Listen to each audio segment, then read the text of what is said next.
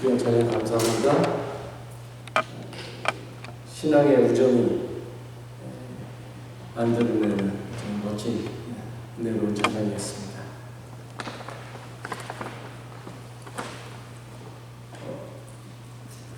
오늘은 우리가 마태복음 25장에 나와 있는 달란트 비유에 대해서 생각해 보려고 합니다. 너무나 많이 들어서 잘 알고 있는 비유이지만 그러나 실질적으로는 이 비유가 전하려고 하는 그 핵심 메시지는 교회의 삶에서 아주 많이 왜곡되어 있는 것을 보게 됩니다. 그래서 오늘은 그 문제를 여러분과 다루려고 합니다. 어떤 사람이 여행을 떠났습니다. 그런데 아주 특이하게 그 주인은 여행을 떠나면서 자기 종들을 불러서 재산을 그들에게 맡기었습니다. 각 사람의 능력에 따라서 한 사람에게는 5달란트를 주고 또 한 사람에게는 2달란트를 주고 또 다른 한 사람에게는 1달란트를 주고 떠났습니다. 5달란트를 받은 사람은 곧 가서 그것으로 장사를 하여 5달란트를 더 벌었고 2달란트를 받은 사람도 그와 같이 하여 2달란트를 더 벌었습니다. 그러나 1달란트 받은 사람은 가서 땅을 파고 자기 주인의 돈을 숨기게 됩니다. 시간이 지나고 멀리 여행을 떠났던 주인이 돌아왔습니다. 그리고는 그들과 함께 셈을 하게 되었습니다. 5달란트를 받은 사람은 5달란트를 더 가지고 와서 주인님께서 5달란트를 내게 맡기셨는데 보십시오. 5달란트를 더 벌었습니다. 라고 말합니다. 2달란트를 받은 사람도 주인에게 와서 똑같이 이야기합니다. 주인님께서 2달란트를 내게 맡기셨는데 보십시오. 2달란트를 더 벌었습니다. 라고 말합니다. 그러자 주인이 이렇게 이야기하죠. 착하고 신실한 종아, 잘했다. 네가 적은 일에 신실하였으니 이제 내가 많은 일을 너에게 맡기겠다. 와서 주인과 함께 기쁨을 누리어라. 그런데 세 번째 종은 이렇게 이야기를 합니다. 주인님, 나는 주인이 굳은 분이시라. 심지 않은 데서 거두시고 뿌리지 않은 데서 모으시는 줄을 알고 무서워하여 물러가서 그 달란트를 땅에 숨겨 주었습니다. 보십시오. 여기에 그 돈이 있으니 받으십시오. 라고 말을 합니다. 그러자 주인이 악하고 게으른 종아 라고 그를 꾸짖게 됩니다. 본문에 나오는 달란트라고 하는 단어는 원래는 우리 본문에 쓰여져 있는 이 달란트는 금, 은의 수량을 말합니다. 이 말에서 영어에 탤런트가 나왔는데 그래서 오늘날에는 재능과 어떤 솜씨와 역량을 의미하는 단어로 의미가 살짝 바뀌었습니다. 그리고 요새는 아예 이 말을 직업적으로 사용해서 TV에 나오는 배우나 연예인들을 우리는 탤런트라고 부르기도 합니다. 우리는 달란트를 재능으로 알고 있기 때문에 이 비유를 이런 식으로 해석을 하고는 하지요. 예를 들면 이런 겁니다. 하나님께서 우리 모두에게 재능을 주셨습니다. 크고 작은 재능들 우리는 그것을 5달란트, 2달란트 혹은 1달란트로 표현을 하기도 합니다.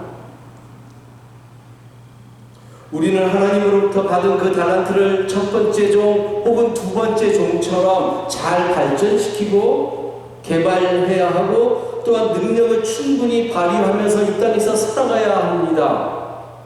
그렇지 않고 세 번째 종처럼 그것을 활용하지 않고 우리의 재능을, 하나님이 주신 재능을 묵혀두었을 때 우리는 하나님으로부터 이 쓸모없는 종을 바깥 어두운 데로 내쫓아라, 거기서 슬피 울며 이를 가는 일이 있을 것이다 라고 혼나고 꾸중 듣고 벌을 받게 될 것이라는 것이지요.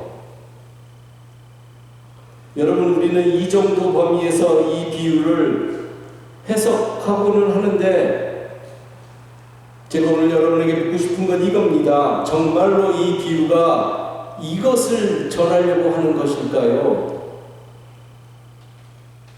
즉, 우리가 첫 번째, 두 번째 종처럼 열심히 이 땅에서 일을 해서 이윤을 남기는 충성된 종으로 살아가야 한다는 것이 이 비유가 오늘 우리에게 이야기하려고 하는 것일까요? 그리고 세 번째 종처럼 우리가 하나님으로부터 받은 재능을 잘 개발시키지 못하면, 그러면 우리는 정말로 이 땅에서 쓸모없는 존재가 되고 바깥 어두운 곳으로 쫓겨나는, 그래서 거기서 슬피 우는 그런 인생이 되는 것일까요? 여러분, 우리가 벌을 받고 더 나아가서 바깥 어두운 곳에 나가서 구원받지 못하는 이유가 우리가 하나님으로부터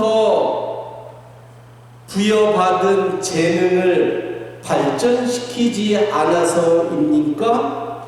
이것이 기독교의 메시지입니까?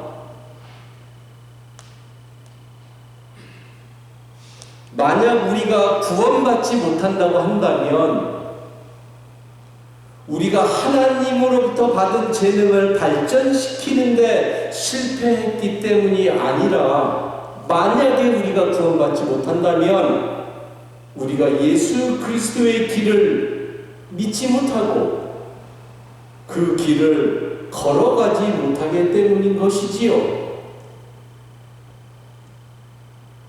그런데 오늘 이 세 번째 종은 하나님이 주신 재능을 개발시키지 못했다고 해서 바깥 어두운 데서 영원히 슬피 우는 존재가 되었다는 것입니다.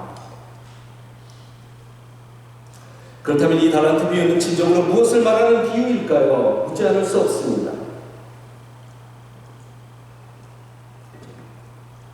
이 비유를 해석하는 데 있어서 결정적으로 중요한 단어가 본문 14절에 나오는데, 또 하늘나라는 이와 같다.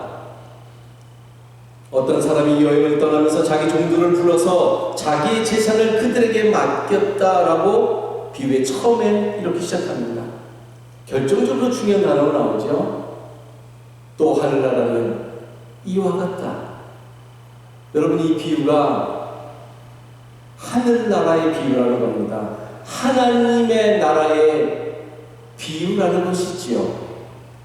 그러니까 우리는 이 비유를 읽을 때에 반드시 하나님의 나라라고 하는 이 결정적으로 중요한 단어를 마음속에 두고 이 비유를 읽어내야 합니다. 예수님은 이 비유를 통해서 우리가 좀 전에 알고 있었던 것과 같은 우리가 이 땅에서 충성하는 삶을 살아야 한다는 것을 말하려고 하는 것이 아니라, 이 비유가 처음부터 밝히고 있듯이 하나님의 나라가 무엇인가라고 하는 것을 보여주시려고 이 비유를 말씀하고 있다는 사실입니다. 그렇다면 이 비유를 통해서 예수님이 보여주시고자 하는 하나님의 나라의 모습은 무엇일까요?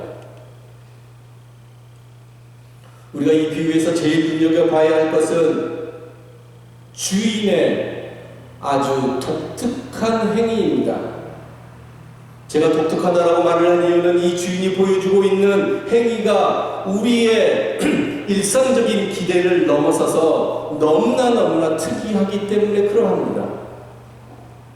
우선 주인은 여행을 떠나기 전에 자신의 재산을 종들에게 맡겼다는 것입니다. 여러분, 너무 이상하죠? 자기의 재산을 가족에게 맡겼더라, 아들에게 맡겼더라가 아니라 자기의 재산을 종들에게 맡겼다는 겁니다. 여러분, 이것은 그 당시 정서로 봐서는 있을 수 없는 일입니다. 아니, 지금 봐서도 거의 현실적이지 않지요.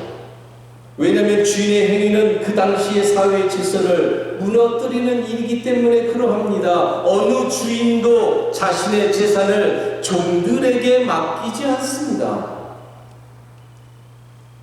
자식이나 상속을 받을 사람이면 모를까 아무것도 모르는 종들에게 자신의 재산을 맡기는 일은 도저히 있을 수 없는 일입니다.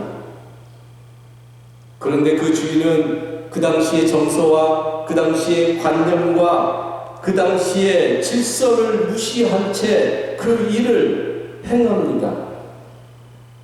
이것은 그 주인이 완전히 다른 주인이구나 라고 하는 것을 처음부터 우리에게 보여주고 있는 것입니다. 만약에 이 비유의 주인이 하나님을 의미한다고 한다면 우리는 이것을 이런 식으로 해석할 수 있을 것입니다. 여러분, 우리는 모두 무익한 아무짝에도 쓸모없는 종들의 신분이었지요. 그런데 하나님께서 그러한 우리에게 하나님의 재산을 맡긴다는 겁니다. 우리가 그 엄청난 돈을 감당할 자격이 전혀 없는 존재임에도 불구하고 그런데 하나님은 그렇게 하시겠다는 겁니다. 하나님의 입장에서 보면 이 일은 상당히 위험이 따르는 일임에도 불구하고 그렇게 하면 하나님이 어쩌면 너무나 위험에 처하는 일임에도 불구하고 하나님께서는 그 일을 감행하시겠다는 겁니다. 다른 사람이 보면 도저히 이해할 수 없는 일이었는데 그럼에도 하나님은 그 일을 실제로 행하셨습니다.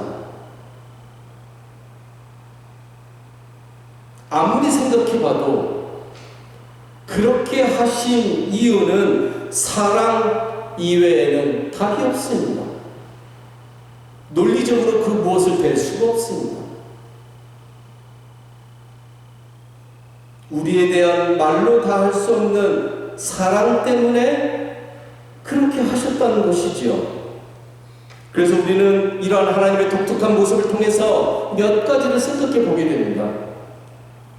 주인이 종들에게 재산을 맡겼다고 한다는 것은 주인이 더 이상 종들을 종으로만 대하는 것이 아니라 아주 귀한 인생으로 대하고 있구나라는 것을 우리가 느끼게 됩니다. 여러분 잘 생각해 보기 바랍니다. 우리가 만약에 재산을 그 누군가에게 맡긴다면 그것을 누구에게 맡길까요?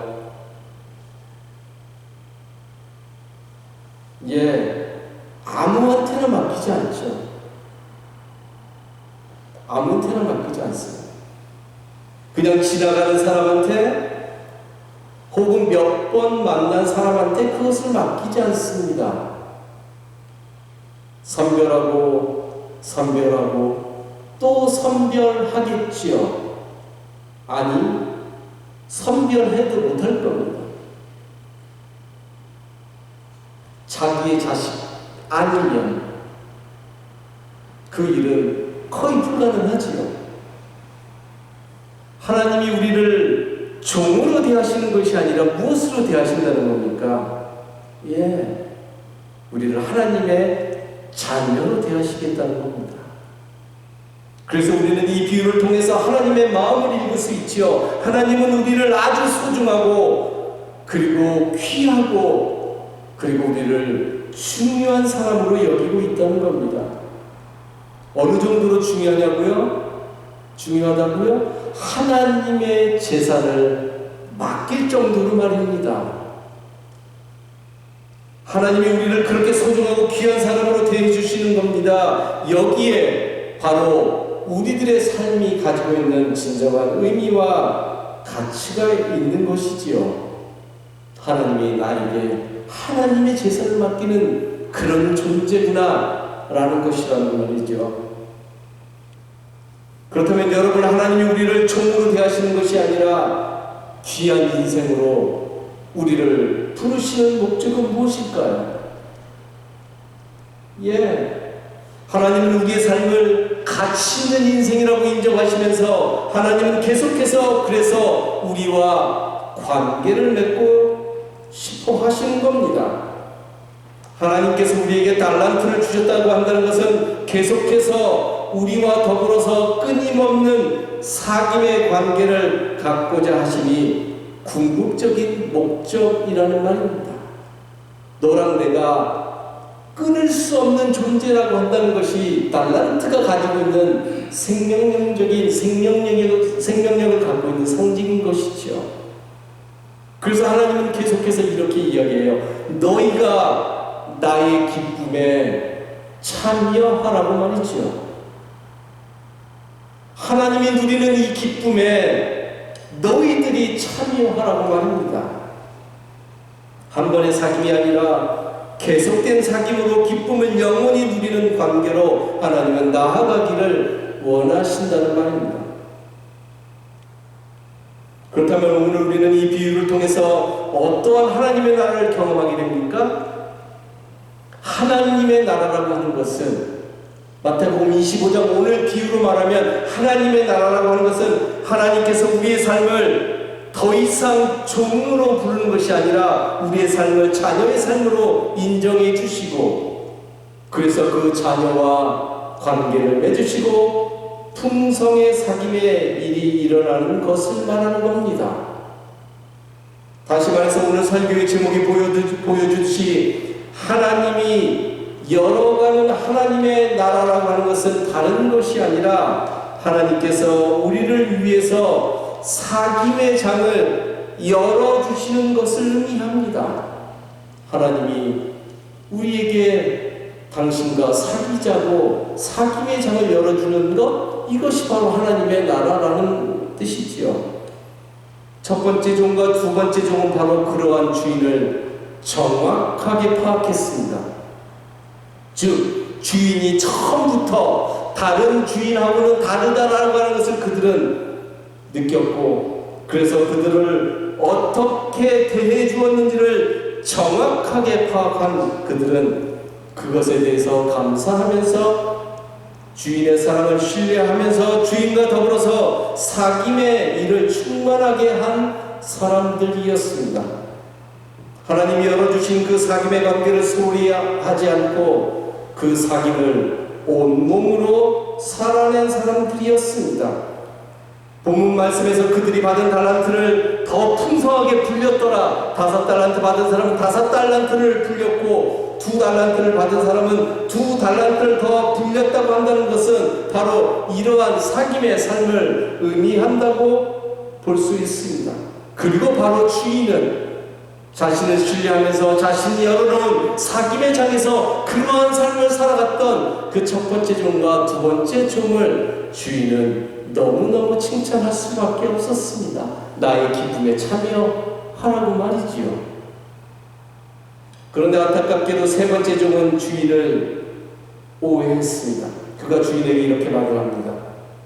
주인님, 나는 주인이 굳은 분이시라 심지 않은 데서 거두시고 뿌리지 않은 데서 모으시는 줄로 알고 무서워하여 물러가서 그 달란트를 땅에 숨겨두었습니다. 보십시오. 여기 그 돈이 있으니 받으십시오.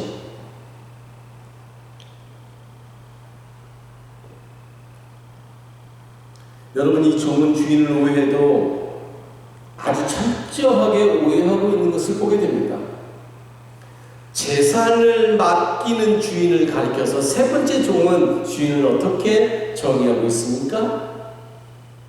다음 시간에 얘기하겠지만 이 달란트라고 하는 단어가 여러분들 금의 제가 수장이라고 했잖아요. 노동자가 15년 동안 한 푼도 쓰지 않고 모아야지만 모을 수 있는 양이에요. 그것을 종에게 맡겼다는 겁니다. 그런데 그 종은 주인을 뭐라고 정의하고 있습니까? 굳은 사람이라고. 심지 않은 데서 거두시고 뿌리지 않은 데서 모으시는 사람이라고 정의하고 있습니다. 어디에서 도대체 본문 어디에서 이 주인을 향해서 그런 마음을 가질 수 있었을까요? 어떻게 하면 이렇게 오해할 수 있었을까요? 재산을 맡기는 주인을 가리켜서 굳은 사람이라고 생각하고 있고, 그래서 그러한 주인을 이 사람은 무서워하였더라라고 말합니다. 여러분, 한마디로 주인이 누구인지를 제대로 파악하지 못하고 있습니다. 주인을 오해하고 두려워하고 신뢰하지 못하고 있습니다. 그러니까 무엇이 일어날 수 없었나요? 주인과 사귐이 일어날 수 없었지요. 그가 하나님이 마련하신 사귐의 장에서 제외된 것이 아니지요. 그도 첫 번째 종, 두 번째 종과 똑같이 초대되었습니다. 그에게도 하나님께서 사귐의 장을 분명히 열어주셨지만, 그런데 그가 가지고 있었던 오해와 무지함과 편견과 게으름과 두려움으로 인해서 하나님과 사귐을 하는데 실패하고 말았습니다. 즉, 그는 이 땅에서 하나님의 나라의 삶을 살아내지 못했다는 말입니다.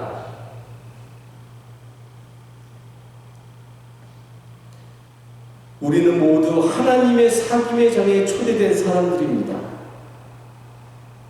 그러나 오늘 말씀을 보니까 사귐의 역사가 일어나는 일, 사귐의 일이 일어나는 것은 또 다른 문제라는 것을 오늘 말씀은 분명하게 우리에게 보여주고 있습니다. 모든 사람이 초대되었지만, 그러나 하나님과 사귀고 하나님의 나라의 삶을 살아내는 것은 전적으로 우리의 몫이라는 말입니다. 그런데 우리가 오해하는 것이 있습니다. 우리가 하나님과 사귐을 가져야 한다고 말하면 우리는 그것을 대단히 어려워합니다. 그 이유는 우리가 하나님을 생각할 때에 아주 큰 일을 해야 하나님이 기뻐하실 것이라고 생각하기 때문에 그러합니다. 그러나 첫 번째와 두 번째 종들에게 하나님께서 이렇게 말씀하셨습니다. 네가 적은 일에 신실하였으니 이제 내가 많은 일을 너에게 맡기겠다. 와서 주인과 함께 기쁨을 누려라. 하나님은 네가 적은 일에 신실하였으니라고 말합니다. 그 적은 일에 신실하였음에도 불구하고 하나님은 너무너무나 기뻐서 나의 기쁨에 잔치에 와서 너도 기쁨을 누리라고 말씀하시는 분이라는 것이죠. 하나님은 우리의 작은 일에도 큰 기쁨을 나타내시는 분입니다. 우리의 작은 기도 소리에도 귀를 기울이시는 분이시지요. 우리의 몸짓 하나, 우리의 조그만한 속삭임 하나에 큰 소망과 기대를 가지고 응답하시는 분이 바로 하나님이십니다. 그래서 여러분, 실제로 하나님을 기쁘게 하는 일은 제가 볼 때는 어쩌면 가장 쉬운 일일 수도 있습니다. 왜? 하나님은 사랑이시고 그 사랑이 오늘도 우리를 사랑하고 있기 때문에 그러합니다. 여러분, 사랑하는 사람을 감동시키는 건 너무너무 쉽지요. 제가 어렸을 때 우리 아이들 기를 때 희은이가 저에게 아빠 하면서 말도 되지 않는 것을 가지고 막 자기 나름대로 막 열심히 설명하는 것을 들을 때가 있었어요. 요새 한별이하고 이제 하준이가, 혜든이가 그런 관계에 있죠. 그죠? 말도 되지 않는 이상한 논리를 가지고 막 뭔가를 설명합니다. 어쩔 때는 희연이는 저에게 와가지고 아빠 왜냐하면 그리고 그냥 가요. 뭐 왜냐하면 다음에 뭘 연결해 줘야 되잖아요. 아빠 왜냐하면 하고 그냥 가는 거예요. 근데 여러분, 저는 그때가 제 인생에서 가장 행복했던 시간이었습니다. 그 이유는 다른 데 있는 것이 아니라 내가 그 아이를 무척이나 사랑하고 있기 때문에 그렇지요. 사랑 이외에는 답이 없습니다. 하나님은 우리가 똑똑하고 우리가 무엇인가를 논리적으로 말을 잘하고 또 우리가 무엇인가를 엄청나게 해서 기뻐하시는 것이 아니라 하나님이 기뻐하시는 이유는 바로 하나님의 사랑에서 기인한다는 사실입니다. 하나님은 이미 우리가 하나님 하면서 아빠 하면서 하나님을 부를 때 감동받을 자세를 가지고 이미 우리를 만나 주시는 것이죠. 그래서 우리는 그러한 하나님을 가리켜서 사랑이라고 부른다는 겁니다. 그 사랑의 하나님이 오늘 저와 여러분들을 위해서 사귐의 장을 매일매일 만들어주신다는 겁니다. 그 하나님이 만들어주시는 그 사귐의 장에서 하나님과 풍성하게 사귐을 갖고 그래서 하나님의 기쁨의 날마다 참여하는 우리 모든 식구들이 되기를 다시 한번 간절히 기도하겠습니다.